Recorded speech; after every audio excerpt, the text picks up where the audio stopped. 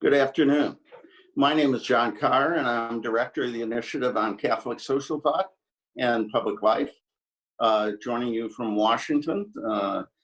We are delighted that you're with us this afternoon for an important conversation on some of the moral dimensions of the economic crisis related to the pandemic that we're all experiencing.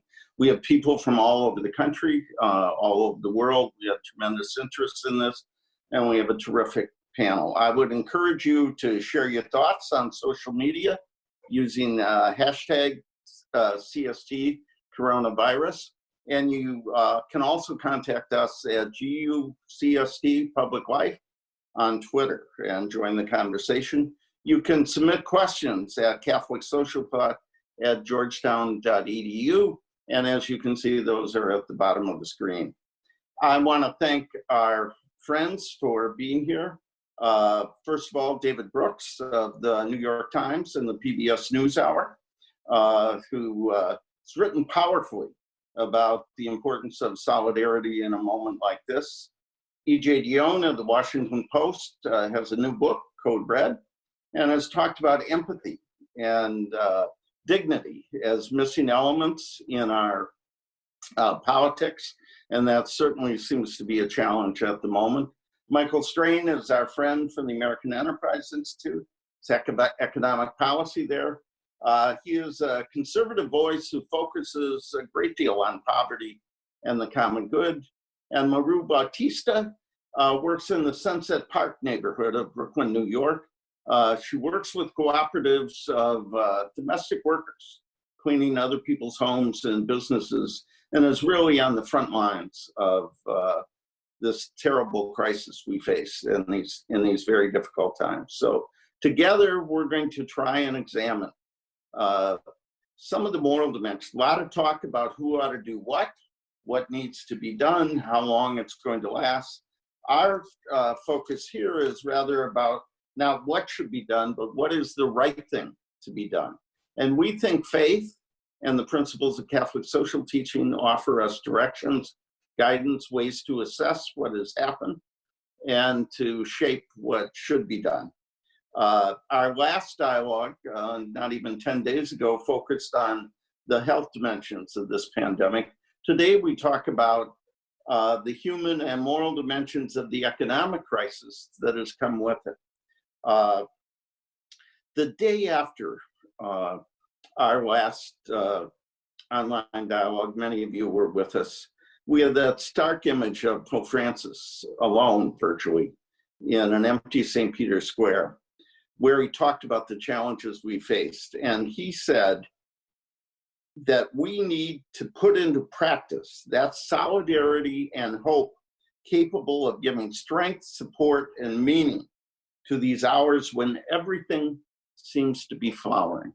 And then he went on to say, we need to redeem, value, and demonstrate how our lives are woven together and sustained by ordinary people, often forgotten people, who without any doubt are in these very days writing the decisive events of our times. And he talked about doctors, nurses, supermarket employees, cleaners, caregivers, providers of transport, law and order forces, volunteers, priests, and religious, and many others.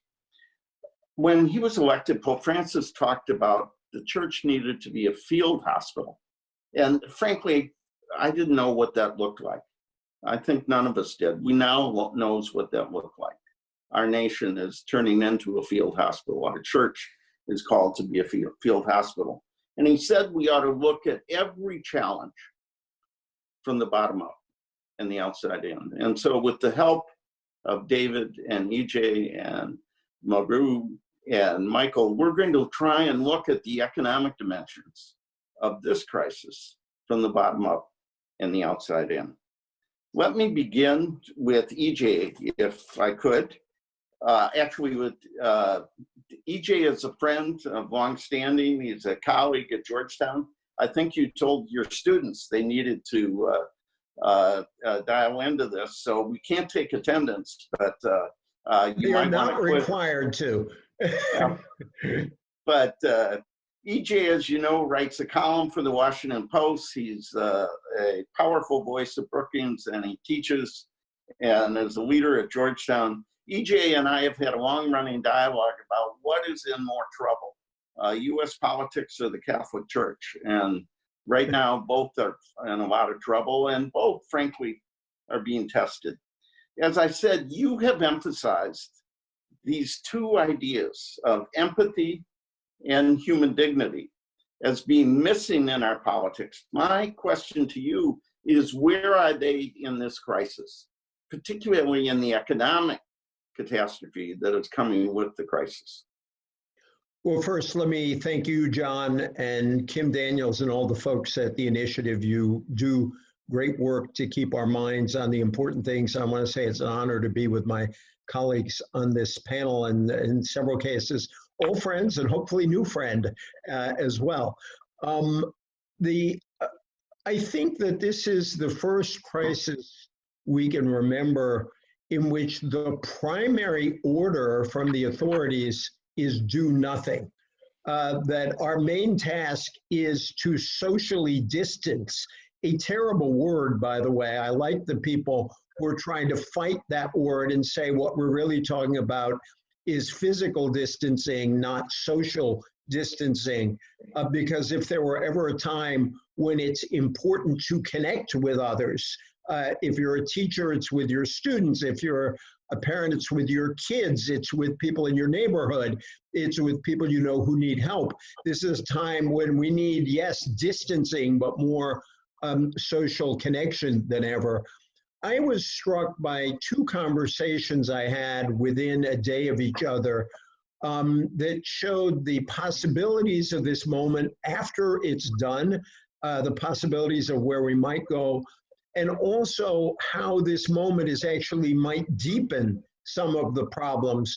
One of my brothers-in-law was talking about how there is a small d democratizing aspect of a virus, because a virus can hit everyone equally. A virus requires all of us to care about the public good, because a virus doesn't respond to economic incentives. A virus can't be bought out.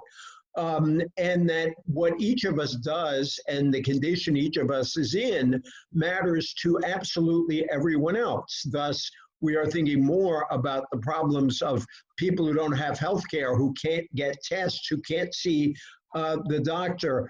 And we're thinking about those who are doing this hard work. You mentioned the folks in the supermarkets and the fact that an awful lot of these people aren't rewarded very much. But the other side of this crisis that I really worry about is that it reminds us that the social and economic divisions in our country are really deep. And I'll close with this, that Axios had a survey where they showed that people with lower incomes, less training, less education, were also less able to work right now, because they tend to work in the services, they tend to work in manufacturing.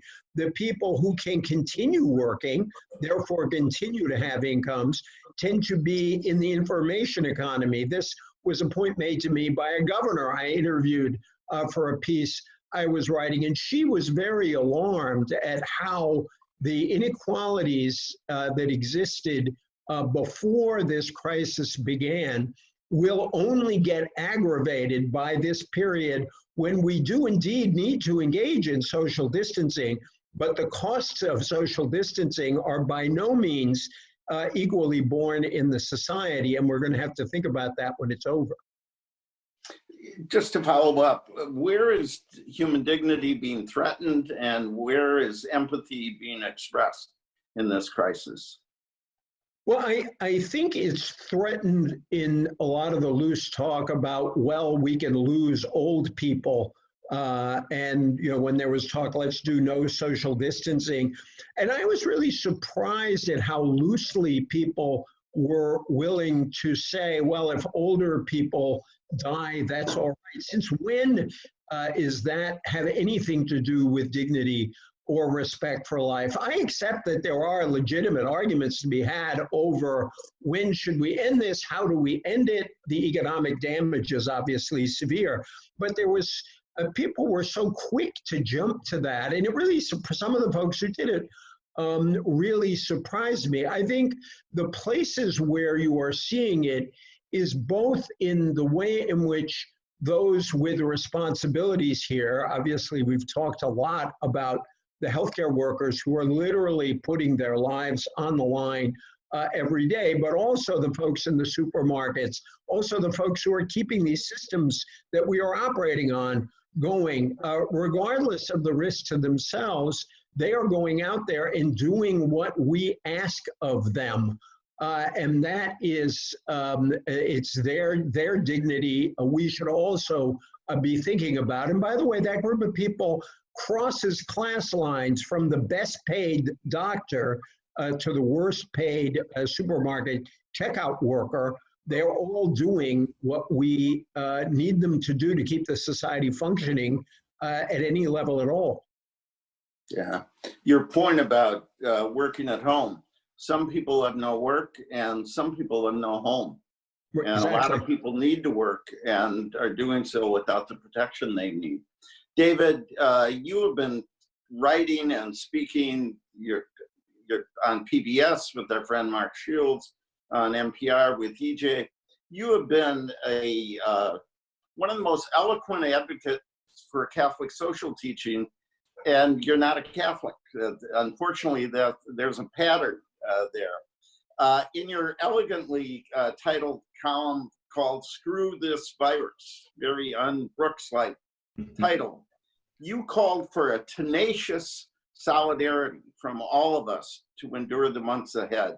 And you said solidarity is an active commitment to the common good. It's not a feeling, it's an active virtue.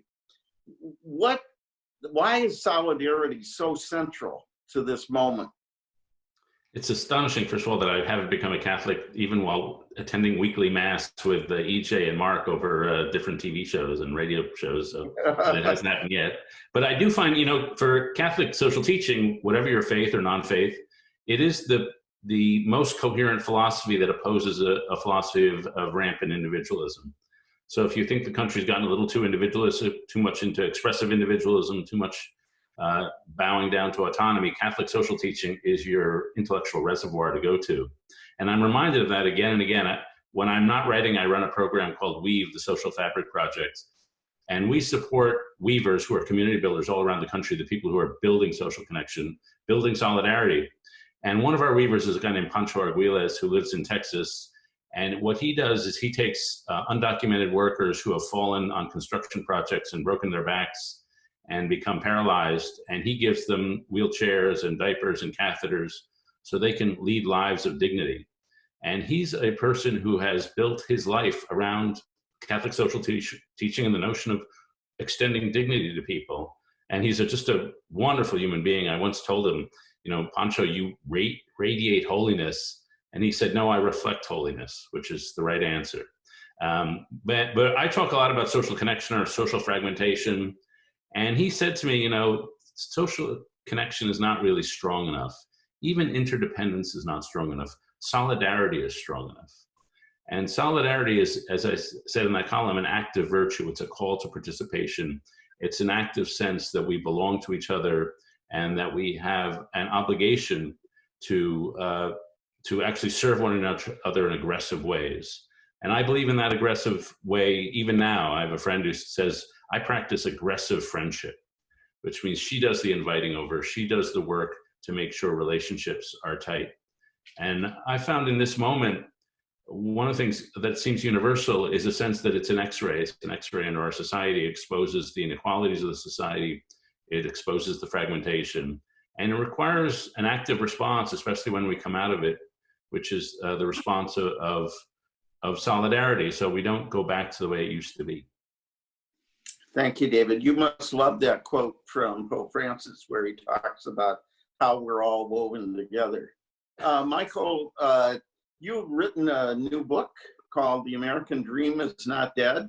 This has been a tough month for the American dream. A lot of people are seeing their hopes destroyed. You are one of those conservative leaders who focuses on lifting up the poor and bringing together both solidarity and subsidiarity.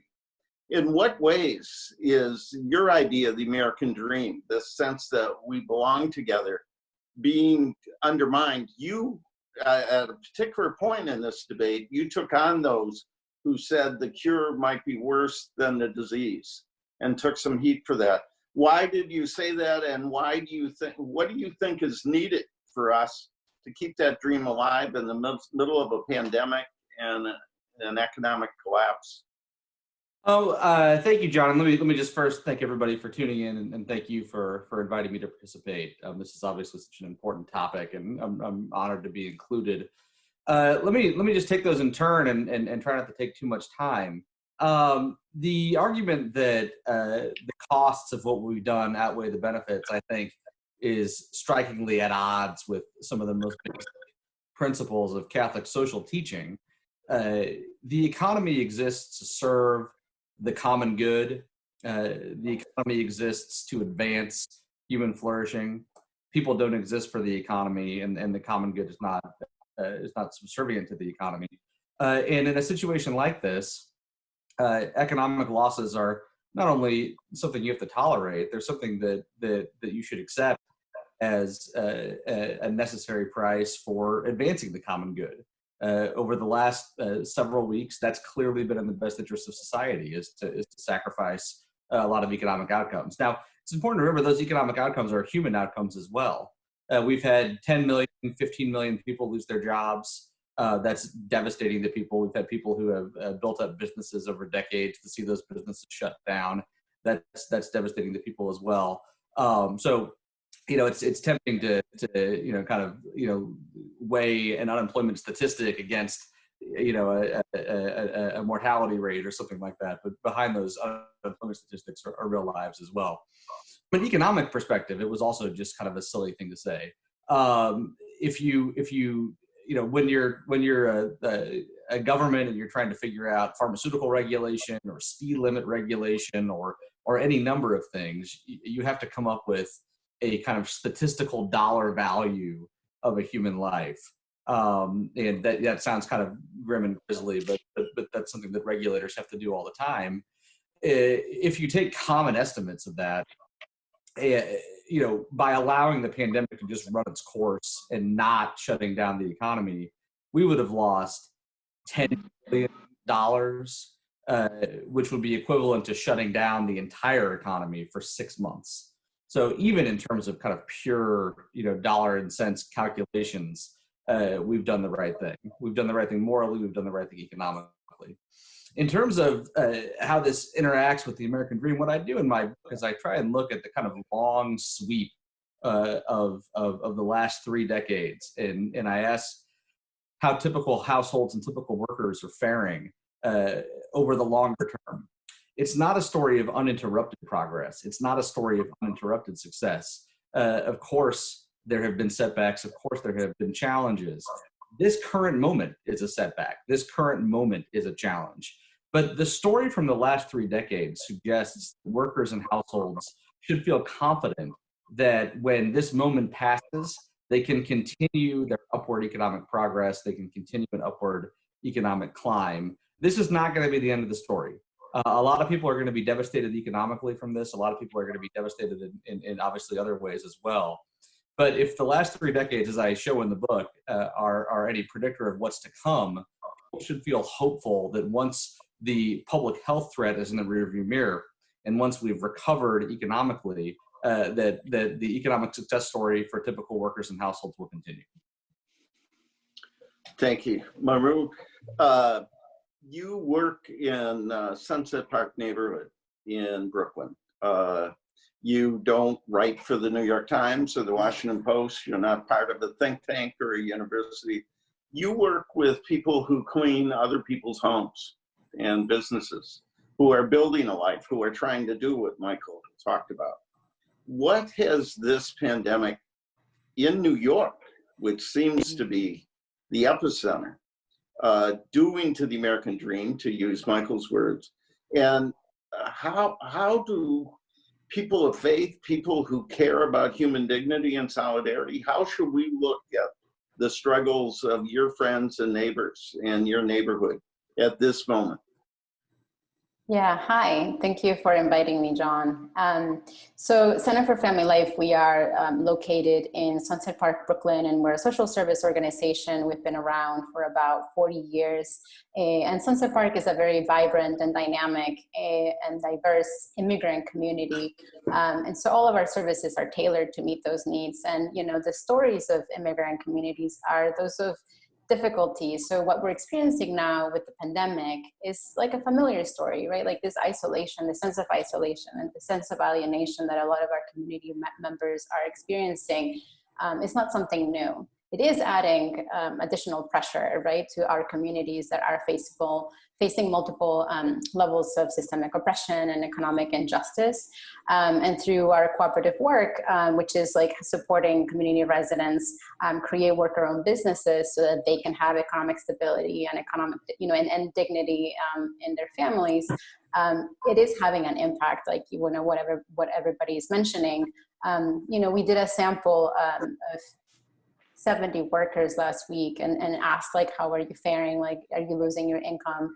And the reality is that of the 70 people that we surveyed very quickly, 60 of them said we have no income at all. Why? Because, you know, as domestic workers doing work in people's homes, you know, and deemed non-essential workers in New York State, for the most part, they are unable to work. They can't go outside of their homes. Last week, I talked to a mother of two who's a worker owner in her cleaning, you know, and she owns her cleaning business, but she can't work right now. And her husband was diagnosed with COVID-19. They went to the hospital and they told them, like, we can't admit you because you are still breathing regularly. So the issue of like this health issue is having an impact also of in their household, and they haven't worked for 3 weeks. They're now having to self-isolate in their home. And they have, you know, so what is up, you know, how can they access anything is like really concerning for our organization. And the other issue is that a lot of these workers are unable to access the benefits that are for other citizens of this country, like federal funds and local funds, you know, like the benefits that other people will be getting, our immigrant workers won't be accessing because there's a lot of barriers for them.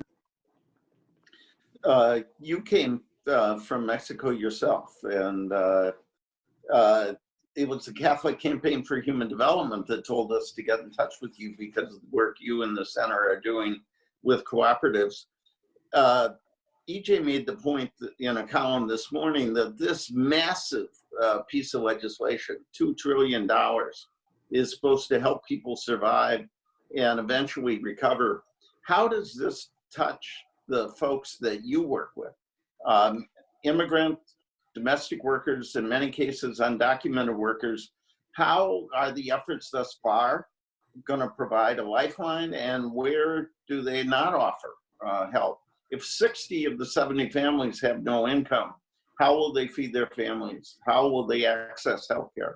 How will they pay their rent or keep their home?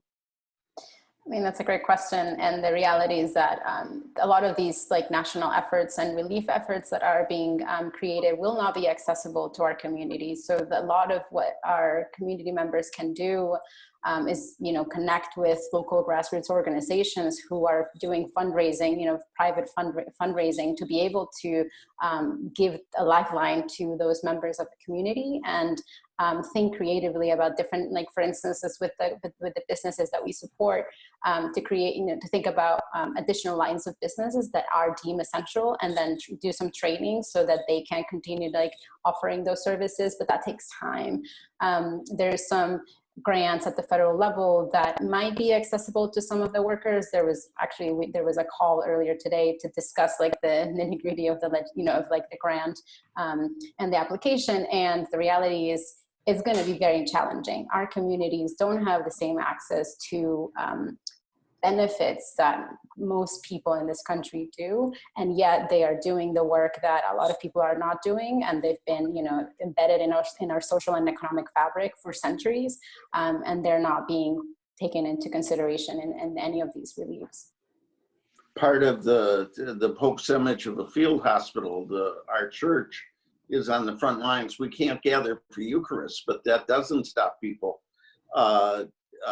for reaching out to help those in need, to shelter the homeless. Catholic hospitals are on the front line. Catholic relief services and our ecumenical counterparts are all around the world. Let me turn to the three Washington folks. What's your assessment of the investment of $2 trillion in effort to try and keep the economy from collapsing? If you look at that from the bottom up, to use Pope Francis' phrase, who's being helped and who's being left behind, and what more needs to be done? EJ, you want to lead off? You need to unmute yourself, EJ. EJ, you need to unmute yourself. There we go. Yeah. I was saying that David Brooks said that my muting myself was a rare act in this world before we went on. First of all, I want to underscore something Maru said that's really important that we really have to think about. And actually, the church can probably do more to change this perception than anyone else. In politics right now, it is very hard for Congress to pass anything that helps non-citizen immigrants.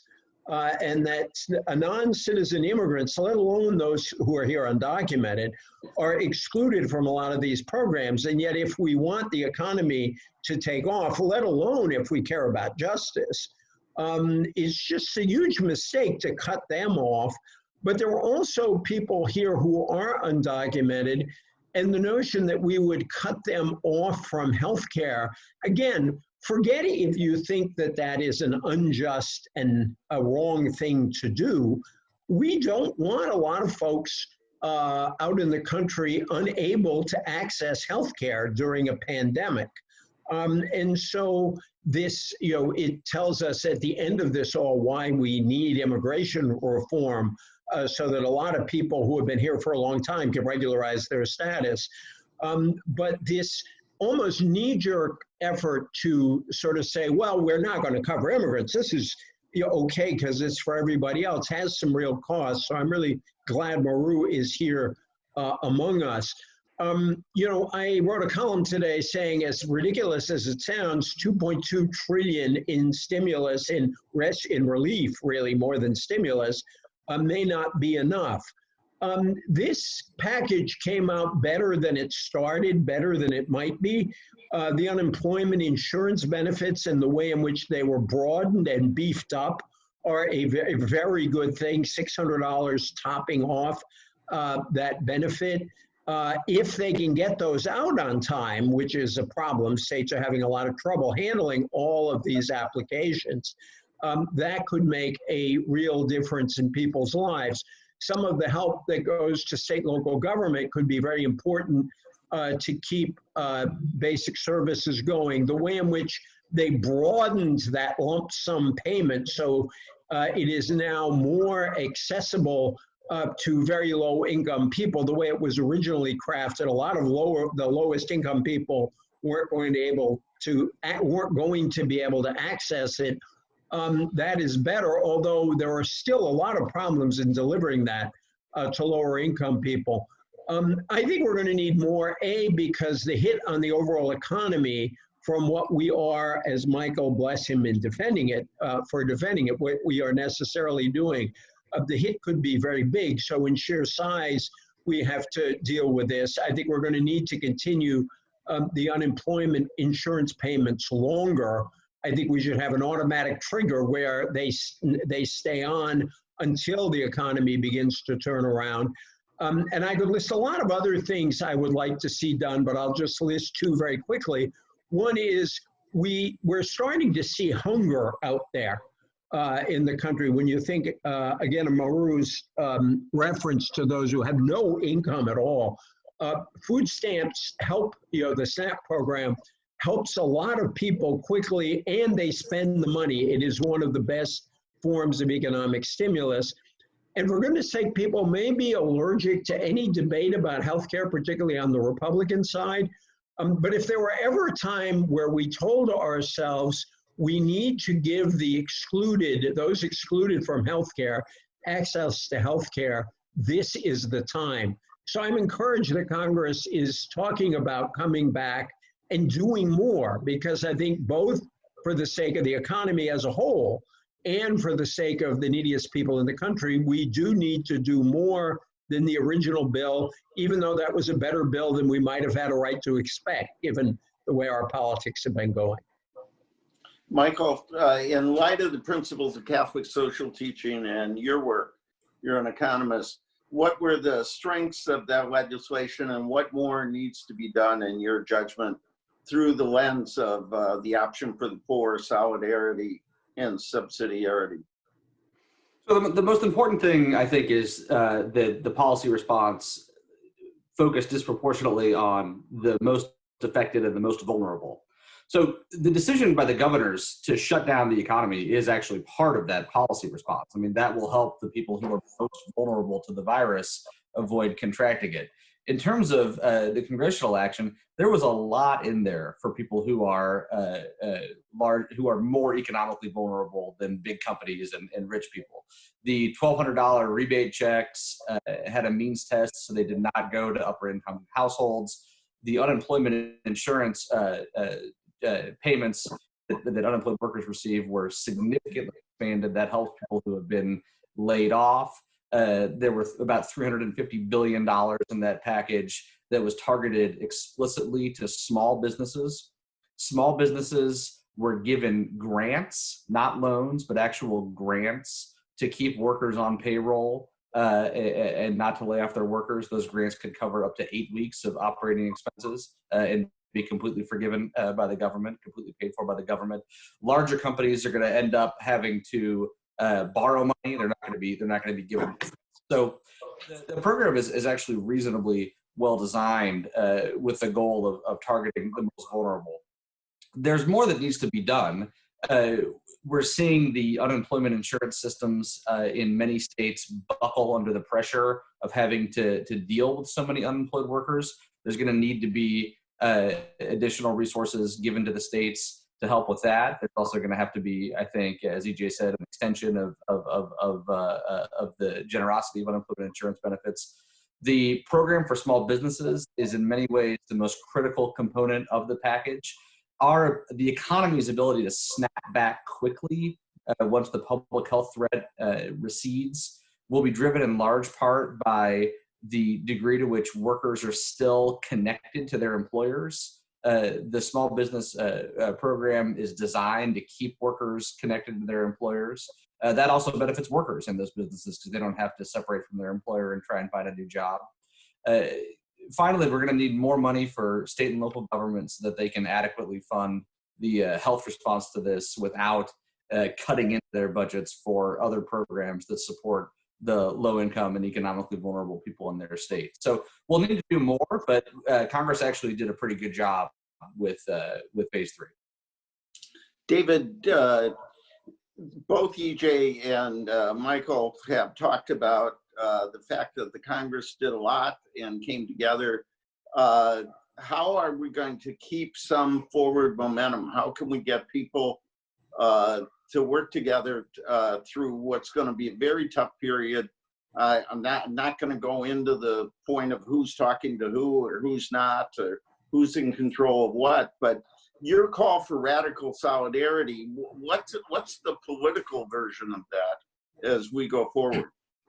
I actually think Congress did a very bad job, and I'm happy to have a chance to rehearse this argument before Michael, because I'd love for him to tell me that I'm wrong. And I only trust economists who like Bruce Springsteen, and Michael is one of those rare economists. And so there are two basic approaches here. One is to throw people on the unemployment system and then give them unemployment insurance. The other is to preserve the companies and the payrolls, to keep them basically attached to their companies. And in my view, our country did 2/3 throwing people on unemployment and 1/3 keeping the companies coherent. And I think we did that because Republicans just instinctively think in individualistic terms, let's get money in people's pockets. And the Democrats didn't want to appear to be giving money to business. In Denmark and in England, they did something different, which was 2/3, let's preserve the businesses, and 1/3 unemployment. That seems to me a way more humane system, because unemployment, first of all, you're weakening the institutions we need to recover, as Michael said. Secondly, you're damaging people. Unemployment is not just an economic fact that you can solve by handing people a check. It's a sense of having a life purpose. It's a sense of mental health. Every 1% increase in the unemployment rate leads to a 3.5% percentage point increase in opiate addiction. And so we're creating a mental health crisis down the line by throwing people out on their own. And to me, if we'd spent $700 billion on the small business piece, then every small business in the country could have kept their payroll for 11 weeks. And so people would be sitting at home thinking, yes, I have a job. I'm still attached to my employer. And now a lot of people are thinking, oh, I don't have a job. Maybe I'll have a job in the future. I don't know. I don't know how to come back. And so it seems to me we chose the route which had the least directed towards solidarity. And we should have really done much more like what Denmark did, what I understand England did. I'd love to hear Michael explain to me if that's wrong. You can briefly tell him why he's wrong, and then I'm going to go on to another question. I mean, I think that's basically right. I think it's just a question of emphasis and magnitude. I computed some estimates for what that small business program should be funded at, the level it should be funded at. I think it's well over $1 trillion that's going to be needed for that, rather than the $350 billion. Good news today, the Federal Reserve announced that they're going to start purchasing these loans from banks. That should help banks make more of these loans faster. And it should also open up the ability for non-banks, provided the Treasury can get the implementation right. But we're going to have unemployment.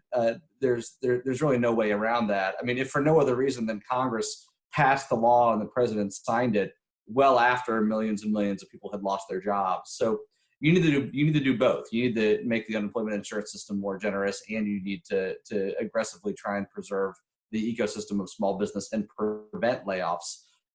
Just a couple of quick points. So much of this is in the implementation.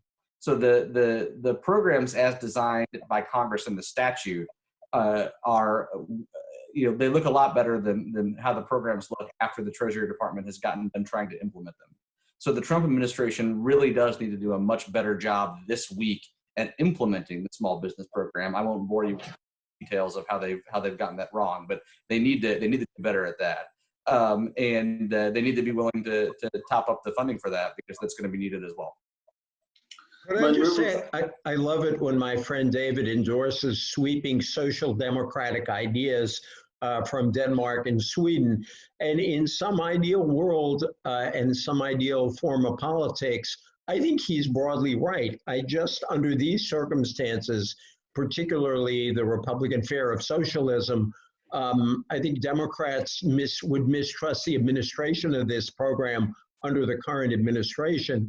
I think fundamentally what David said is the right thing to do. This may be a second best approach, but I still think it came out far better than I thought it was going to come out at the beginning, because it is getting quite a lot of help to a lot of people.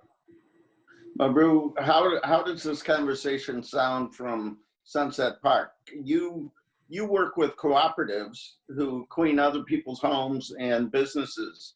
Are cooperatives a part of this program? Are the families that are without income going to be able to get the food stamps that EJ talked about? What does this look in reality as people are struggling to feed their families, pay their rent, and keep their health care? Yeah, so there was a huge effort from our cooperative ecosystem nationwide to actually do a lot of advocacy with this SBA federal grant program to include worker cooperatives and cooperatives in general, so that they could apply for this. So what we know is that it can be a form of relief. We're still, because it's, the application went live on Friday, it's kind of hard to know how the implementation is going to work for small businesses.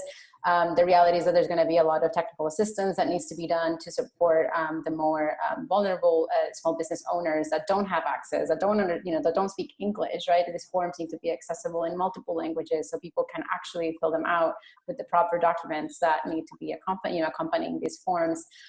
So we will see. I think it's too early to tell whether these efforts are going to be accessible and used by those small business owners, particularly worker cooperatives.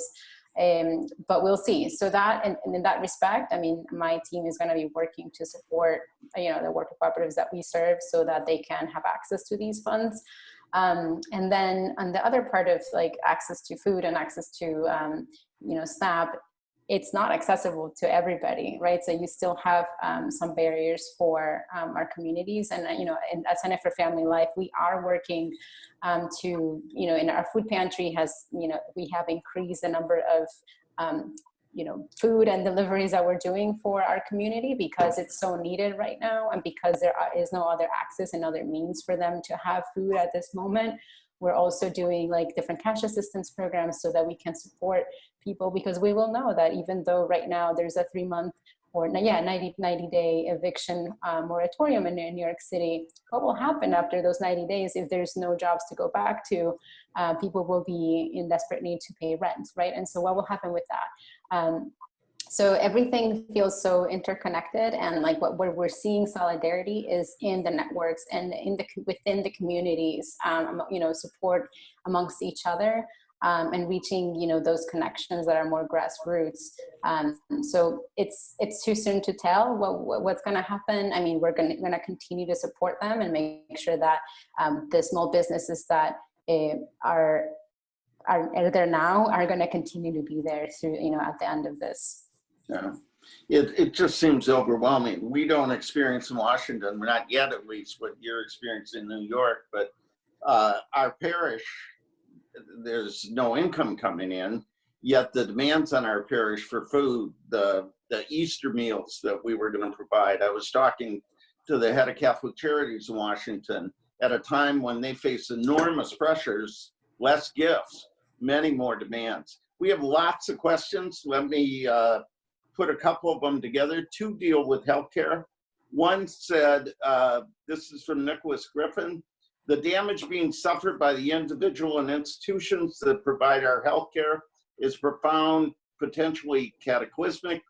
The chorus of concern is an implicit call to change our approach to healthcare in this country.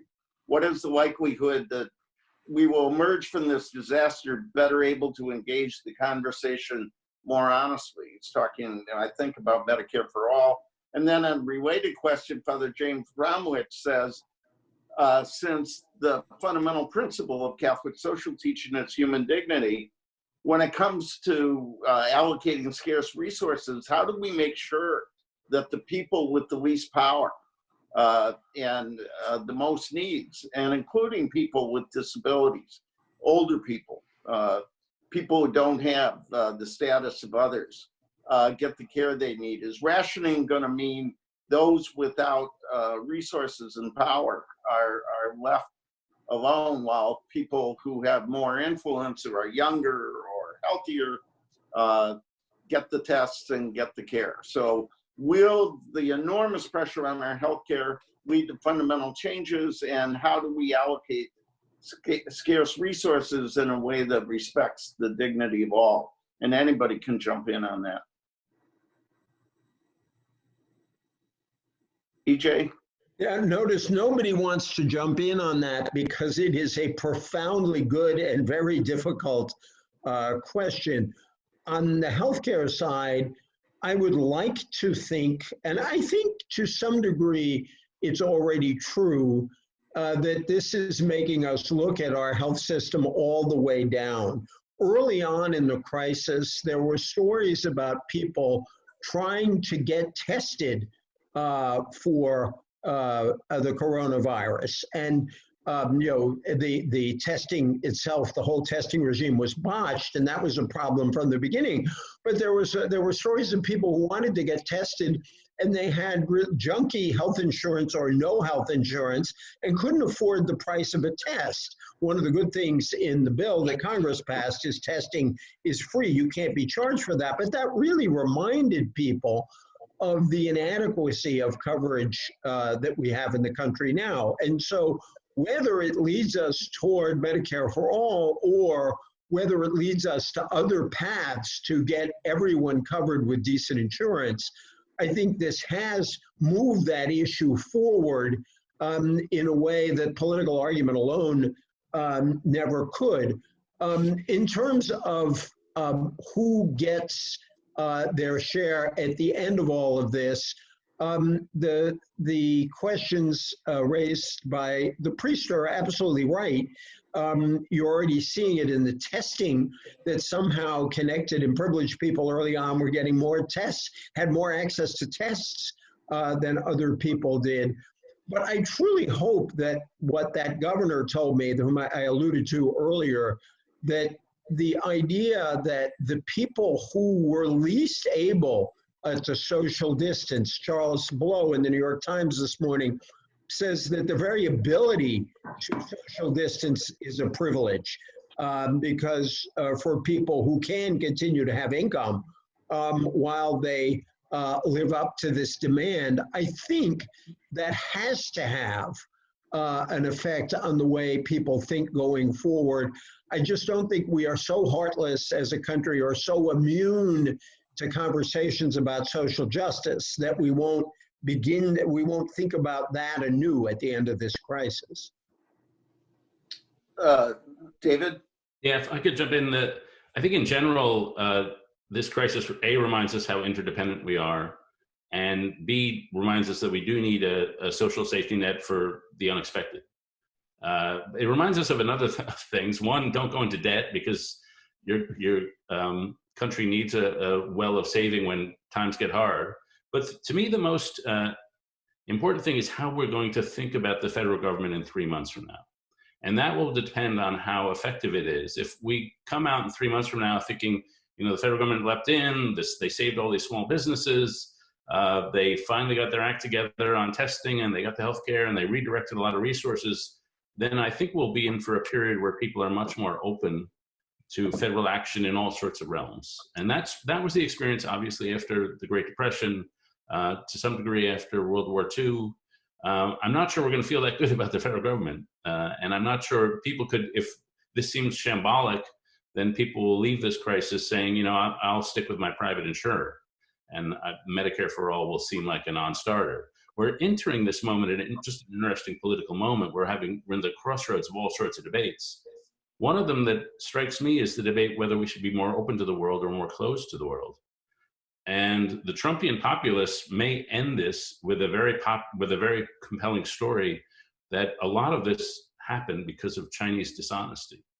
And the idea of being open to the world and open to the stranger is a fool's idea. And I personally do not agree with this, but it's a possibility that will wind up this with a much more populist realm, which could be economically left and socially and immigrationally right. And so I just think it all depends on how effective the government seems over the next crucial months. Michael and Maru, there are two questions. One of them is from John Muckwer, who's a student, 2002, we're supposed to graduate. Says the intersection of solidarity and subsidiarity is a guiding principle for Catholic social thought. How does the pandemic change the way we look at these two principles? Can we protect the common good by putting these two together? There's a huge debate going on solidarity. Who does what? Who's responsible for what? Some people say solidarity means, the lowest level. Other people point out that it starts with the lowest level, but they have a right to get help, essential help from larger institutions. And you're looking at this from a state that is scrambling every day to keep people alive, actually bury people. And this is something you worked on, Michael, for a long time. who ought to be responsible for what? How do we get our institutions to work together? And what does that look like on the local level? Well, we've seen an interesting exercise in subsidiarity. We've seen the governors of the states kind of step up and say, we're gonna take control. We don't have what we consider leadership from Washington, from the White House, and we're gonna shut down our states. And you saw it happen with a few states at first, and then more and more, and now it's nearly all the states have decided to close their economies for public health concerns.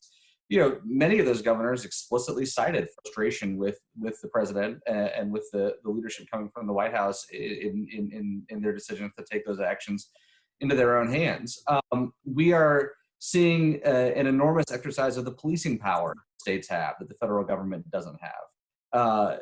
And that, I think, has been educational to a lot of people, that the state can order the schools closed. The state can order the restaurants to space the tables apart and then to shut down and close the parks and do those sorts of things. So I think people are a lot more cognizant of state level power and authority than they may previously have been.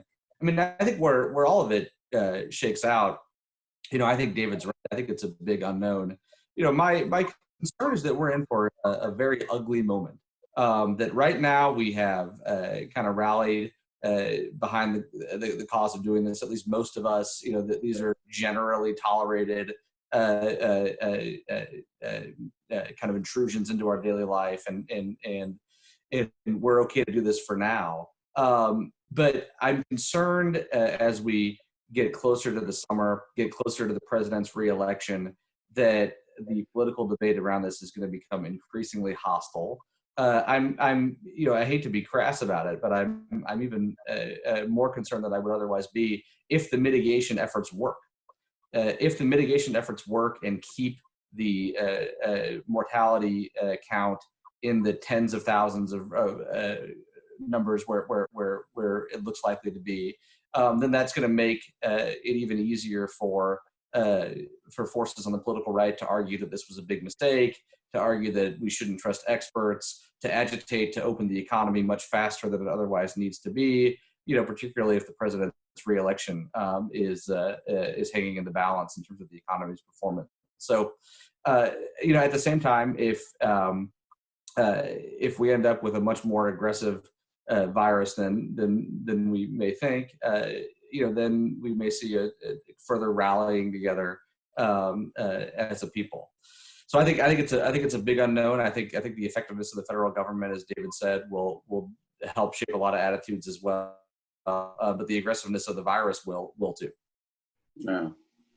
Well, I read today where there's a neighborhood in Queens that has lost more people than all of South Korea. So the idea that that's going to turn out all right probably is a little scary in New York. What's your sense of being with folks who are trying to cope every day about who ought to be responsible for what? What are the reasonable expectations of state, local, and federal government? Well, what we're seeing in New York City is that, there's some effort and coordination among state and local, agencies to support what's happening to New York City. I think, it's hard to think about expectation setting when our communities haven't had the expectation to get anything, right, from, being part of this country. So that's, it is interesting to think about, like, where does responsibility lie? I think responsibility lies with everybody, right? Like, and we cannot think that this is going to end and then we're going to go back to business as usual. Like, this is creating a new reality for this country and we're going to live it. And I think that we just have to have courage to continue to demand the things that everybody should be getting in, as part of this country. I don't know. I think I am sensing a lot of fear, a lot of uncertainty in our communities. Our communities are resilient and have been for forever. But this is an uncertain time for families when they don't know when we're going to go back. I mean, the New York State on pause is going through to the end of the month, and then probably like others I mentioned, like through the summer, like our reality is just never going to go back to what it was before COVID-19. And I think we just need to really have the courage to see the new possibilities that can create a different landscape for everybody.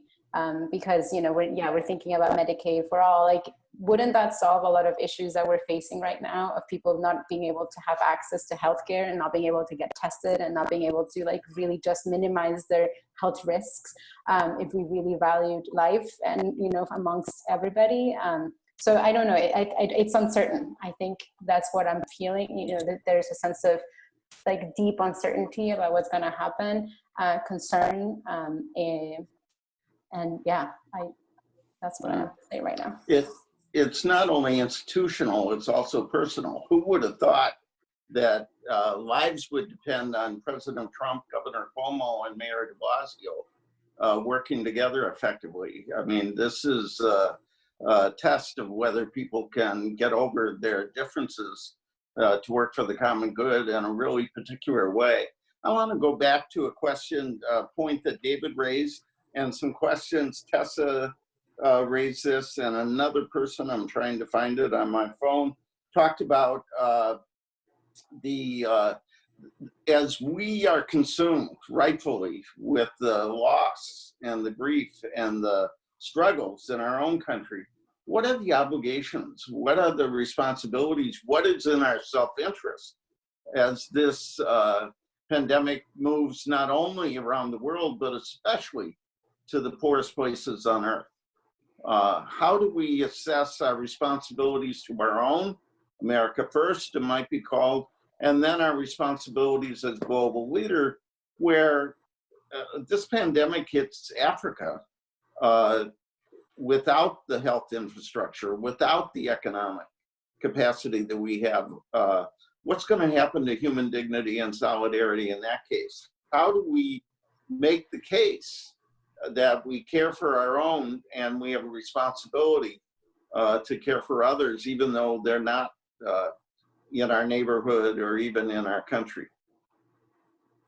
I think one of the many disturbing things about this period is there was a time as recently as the Ebola crisis when the United States was the nation that reached out abroad. And we did it for not only for moral reasons, but also for self-interested reasons, which is contain the crisis, help people somewhere else, and that will actually reverberate to our benefit, which happened in that case. And I think that's going to be part of the argument about internationalism versus nationalism that we're going to engage in, that a pandemic is of its very nature global, that viruses cross borders, and that whether we like it or not, a certain amount of solidarity is needed. But it's also the case that the Americans like to think of themselves as a good and generous people, and they like to think of ourselves, as people who can show some leadership in the world. And I think there's a real sense here that we, granted, we have an enormous problem in our own country, but in other times we would have also been playing a far more constructive role elsewhere. I just want to go back very briefly to the earlier conversation, because I think this virus, the problems that we're having, is almost a textbook case in understanding what subsidiarity really means. Subsidiarity doesn't mean everything done locally is always better than what is done nationally. It says there are different roles for different parts of the system. And in this case, if you want the incoherent subsidiarity of fools, is states bidding against the federal government to buy ventilators. This is a case where the response has to be organized nationally, even though a lot of the responsibilities for carrying out what needs to be done will be done locally. That's what proper subsidiarity is. And on David's point, it does matter how the federal government acts. One outcome could be the backlash against the federal government he talked about. The other could be a realization that if you don't take the federal role seriously, if you gut agencies, don't listen to experts, and don't even have all the positions filled, you're going to have a problem running a coherent government, which we need. And I think people in the country understand that we need that. Can I jump in on the personal responsibility? Yeah. Because I went back in the history of pandemics, and the history is not good. If you go back to the Heraclean Athens, they had a plague. If you go back to 1665, the bubonic plague, and then the one in London, and then 1918, societies rip apart. And all the diarists at the time talk about how social connections are destroyed. And we're in a country where social connections are already incredibly weak, where communities are already incredibly distended. And so it seems to me we have to take an act at this moment to say we're going to make that extra intentional effort to build community. I'm super concerned about mental health over the next several months. Already domestic violence rates are shooting upwards. We're just going to see an increase in depression as people are isolated from, often alone in an apartment just by themselves. And so I think it's incumbent on each of us to be intentionally communal right now, and to form discussion groups over Skype or over Zoom. You can go to our website at weaving2020.org, which has a lot of resources on how to buck people up if you know somebody in a troubled marriage. And the key word there is co-regulation. When people are traumatized, and there's going to be a lot of trauma that comes out of this, they need close, responsive, reciprocal conversations just to get that elemental feeling of safety. And then when we come out of this, there's just going to be a social reconstruction effort that has to happen. There'll be a lot of institutions that are destroyed. And so it seems to me it's a good idea, especially if you're a college student, to get together with 4 of your friends and build an organization that you can activate later. And it can be a social organization, it can be a company. The great organizations of the 20th century often were built around 1932 and 33. It was at the depths of the Depression that new organizations were built, because there's just a void afterwards. And so it can be a period of great creativity. So I think doing that emotional co-regulation with each other right now, but then planning for the reset when we get out of this, is something we're all called upon personally to do.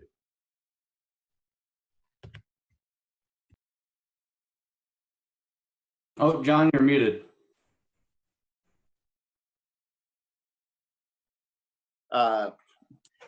I said earlier, you need to unmute yourself. The only other thing that's said more often is at the White House, they say this has never happened before. So let me ask each of you. David has talked about what he hopes people might learn and take from this.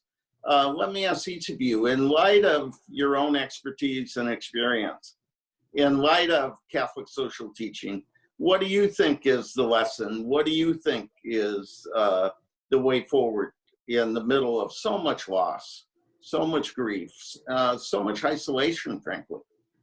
Michael, why don't I ask you to begin? Well, I think it's challenging. I mean, in the context of this conversation, I can freely say that I think strong religious faith is clearly important, that times of suffering allow us to come to know the Lord better than we otherwise would, and to know him in a different way. And I think that David's absolutely right talking about the mental health challenges this will present. There will also be a lot of other health challenges and just deep economic struggles. I mean, right now the unemployment rate is likely at 15%. The peak during the Great Recession era was 10%. We are approaching depression levels of unemployment. There's going to be massive human suffering associated with that.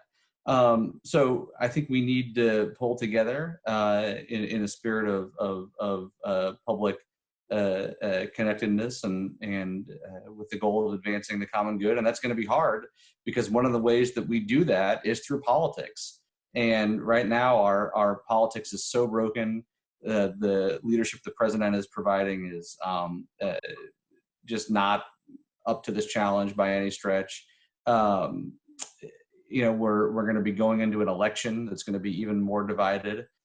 So I guess my advice would be that people look for ways to connect with each other and look to build community outside of politics, because it's going to be a rough 8 months for politics. There are ways to do that. That's not our default, but I think that'd be a good place to start. Yeah, Maru. Yeah, I think, I mean, what's interesting about this time is that we're sharing in on this trauma. Like, this is a collective trauma that we're experiencing. And I think that if we see that there's potential to heighten our humanity and to sharing on the compassion for others and have empathy for others outside of like our own lived experience, if we can imagine others and be you know, have empathy for them, then we will.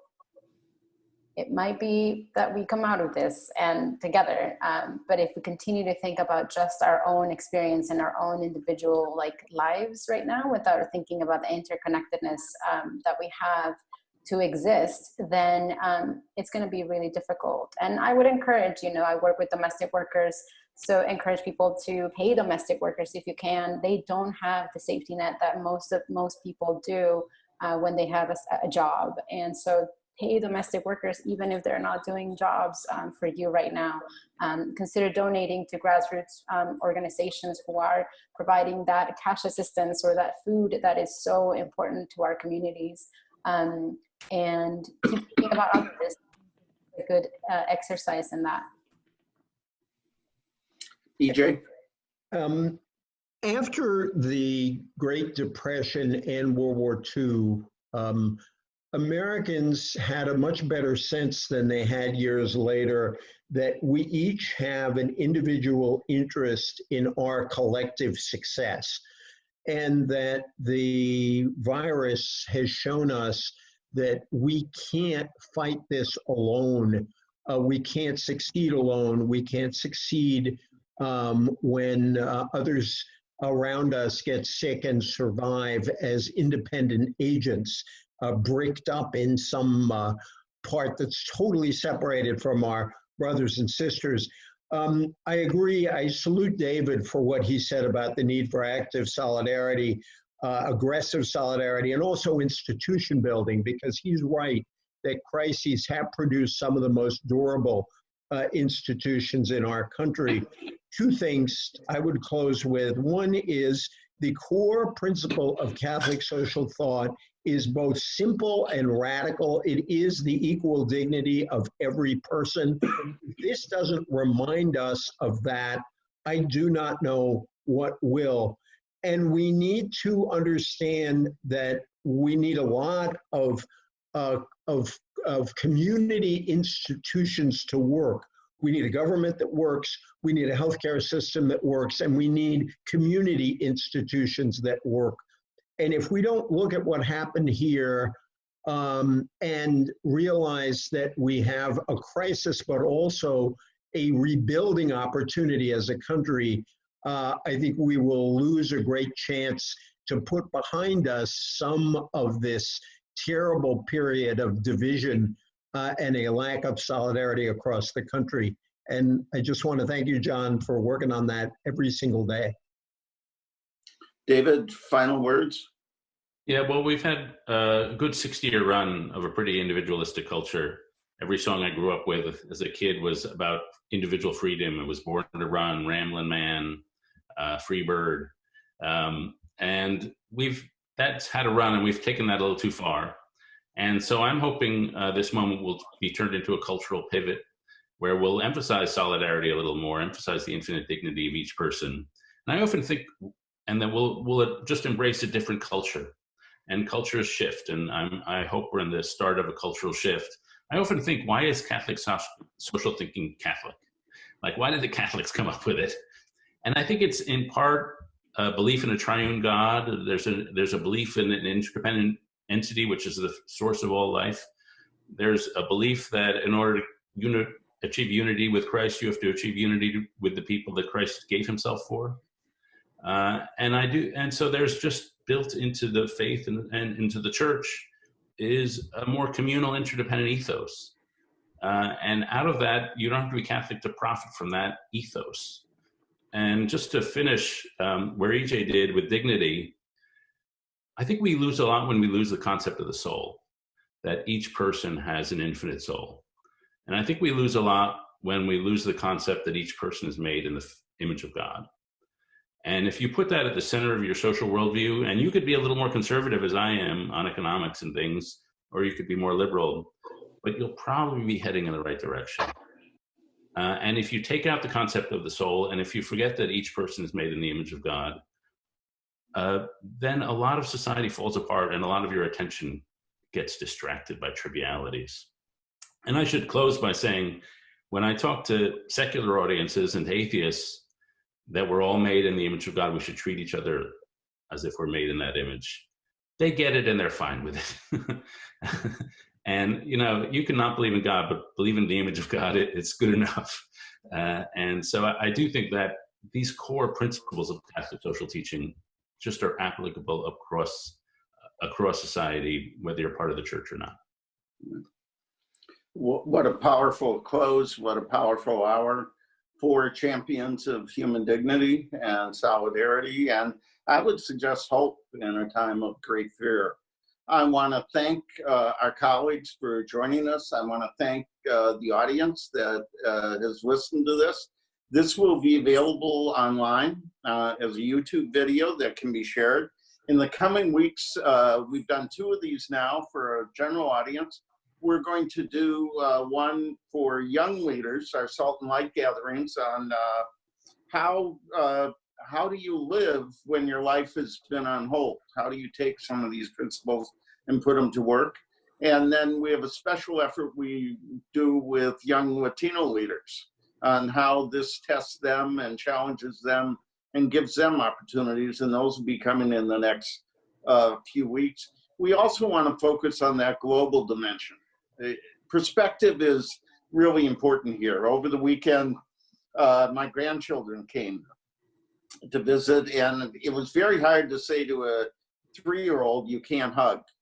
And then, so I was sort of feeling bad about that. And then I realized there are grandchildren that are never going to hug their grandparents anymore.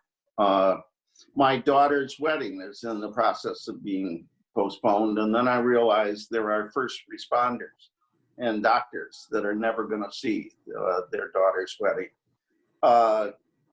Working at home, some people have no work, some people have no home, and other people are working their hearts out for the rest of us. So these principles, these kind of leaders give us a way of thinking about this. I want to just say something for a friend of ours at Georgetown. At our last dialogue on the health dimensions of this great partner was the Georgetown Global Health Initiative, and the executive director of that was Maeve McKean. And you may have read the terrible story about how Maeve and her son lost their lives in a terrible accident in the Chesapeake Bay. And I would just ask you to keep them and their family in your prayers as just one window into the grief and loss that so many families are experiencing. This is Holy Week for Christians. Somebody said, I never planned to give up this much for Lent. I've never had a Holy Week like this, and we're doing Passion and Death pretty well. I hope we can get to Resurrection, and for our Jewish sisters and brothers, Passover is coming soon, and Ramadan is not far away. This is a time to go back to fundamentals, to what we believe in David's words, that we're all sisters and brothers made in the image and likeness of God. So I want to thank our friends at Berkeley, our friends at Optimum, our friends at AI who helped us do the technical side of this. Chris Crawford and the Democracy Fund helps us do our work and has specifically helped us with this. We have lots of colleagues. I especially want to thank Kim Daniels and Anna Misla, who did the hard work to make this possible. And I hope you will be safe. I hope you will be well.